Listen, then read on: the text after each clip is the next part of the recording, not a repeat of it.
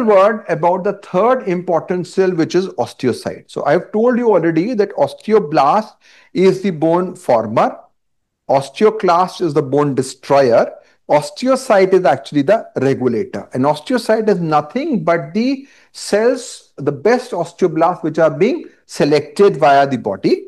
And these osteocytes are very, very long in terms of their half-life. They have 25 years of half-life.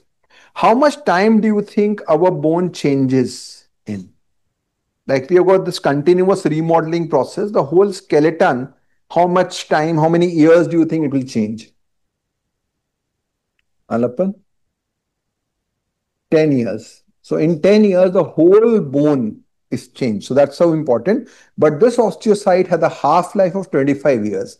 So it's pretty much few osteocytes will stay there. So they have lost all the classical characteristics of osteoblast. They are not producing anything, but they are just sensing and regulating in that regards. So osteoclasts play a very, very important role. They also produce rank ligand. So rank ligand is produced via the osteoblast as well as the osteocyte as well, and they are going to cause increase in the activity of the osteoclast. They also produce sclerostin. So as I discussed, when the activity is less, sclerostin is being produced and it stops the bone formation from that regards. Once the muscular activity, physical activity is being done, sclerostin production, it's getting disrupted and it will stop the sclerostin production in that regards and inhibits that, and the osteoblast will then start to grow from that perspective. It is also a source of FGF23. Now, what does FGF23 do? Major three effects of FGF23.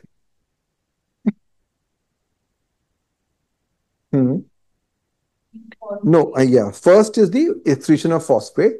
Second is the 1-alpha hydroxylase. What is the third one? Inhibits PTH. So, why do you think we need FGF23?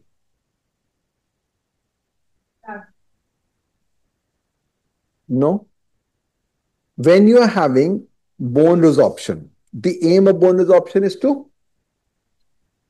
Yes. And what is released with calcium? Phosphate. If phosphorus also goes up, there's no point because it is going to bind it. So whenever the body is having bone resorption, FGF23 comes in to rescue and it's going to take that phosphate out. And while taking that phosphate out, your actual ionic calcium will increase. Number one. Number two, why is it inhibiting PTH? Think logically. Already the phosphorus is lost. If PTH is not inhibited, you will have more loss. Second, okay, FGF23 is only produced when there is bone resorption.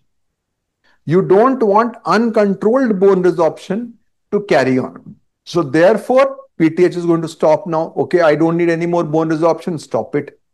Third, why does FGF23 decrease calcitriol? Because calcium is already high, so it is going to be produced, so you don't want calcium to go more high. So if you understand the basic physiology, you will understand that FGF23 excretes phosphorus to ensure that the calcium rises. Once calcium has risen, it stops PTH, it stops calcitriol, say, okay, we don't need further rise in calcium from that perspective. Now, there are other minerals, other matrix proteins which are also being secreted like DMP1 and FEX, which play an important role particularly for the phosphorus metabolism.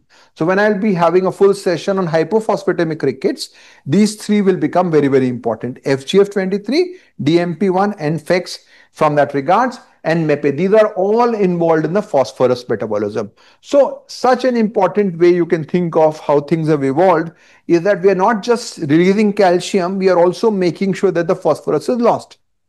Of course, if there is a problem in these, you will have more phosphorus loss, and that is going to cause hypophosphatemic rickets from that perspective.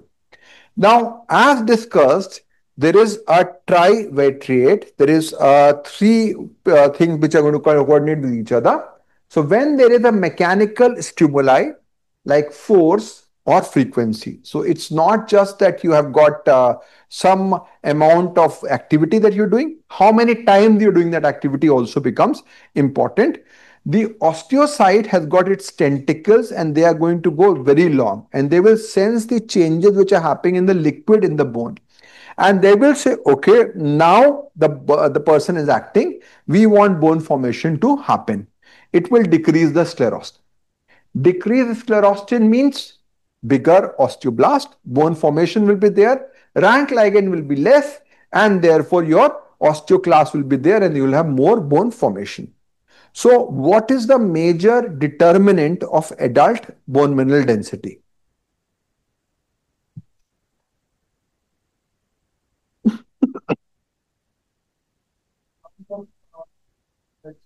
The most important. What is the most important determinant of final height? What is the most important determinant of age of menarche? And what is the same as the most important determinant of your adult BMD?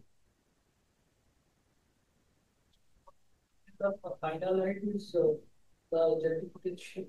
Yes, age of menarche, genetics. So 80% of BMD is determined by genetics. So now, of course, you can't change it. What are the modifiable factors? So what I'm asking you now is that 10 to 18 years is when your maximum bone is being formed.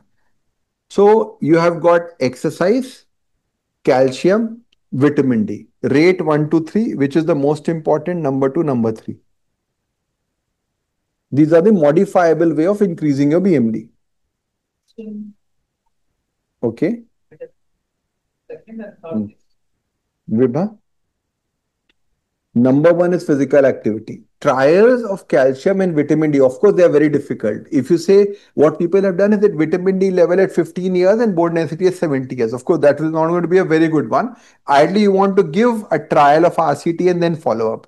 But studies have shown that the major impact is physical activity is more important as compared to the vitamin D status or the calcium status.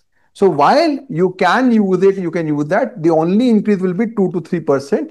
That much is the increase you will see with vitamin D from that regards. And when you say physical activity, it is the weight bearing exercises which become important. What is the most easiest weight bearing exercise?